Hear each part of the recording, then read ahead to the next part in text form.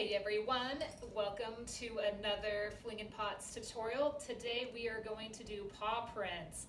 Paw prints, you don't need a ton of tools, just a little bit of creativity and patience to get your animal's paw to go into the clay. What you'll get from us is a ball of clay, a roller, a pin tool, and a board. What you'll need for home is maybe just a few round shapes to use to cut around your clay as you finish. So you're going to take your ball of clay and you'll have enough to do a few of these. So I'm just going to kind of pinch this one in half, roll it a little more. We have a cat, so we are going to attempt to do it on our cat. Kind of smash it down. You want to leave it about a 1/2 inch to 3/4 of an inch thick. And then I'm just going to roll it over.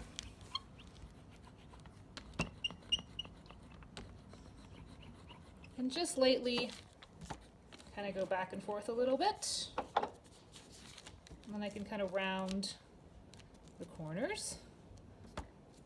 All right, so now that I have my little ball of clay, I'm gonna go find my sleeping cat. This is Ty, and we're just going to slide his paw before he can kind of freak out too much. And press down. I love you, buddy. And kind of pull out.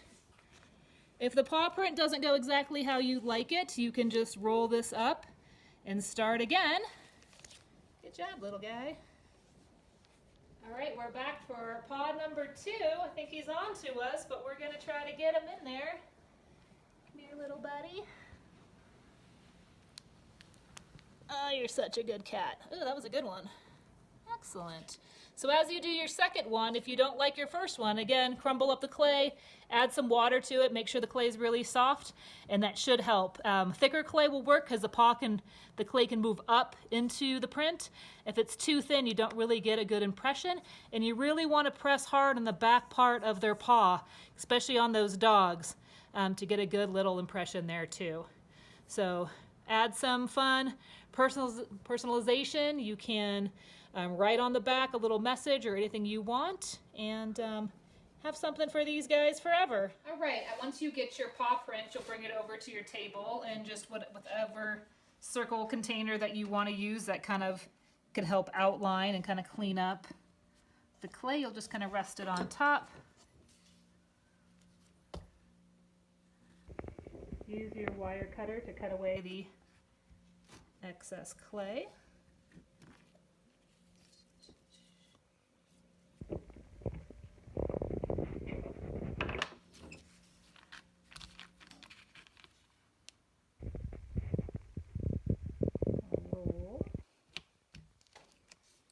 And if I wanted to make it a hanger or an ornament, I could kind of poke a hole in the back.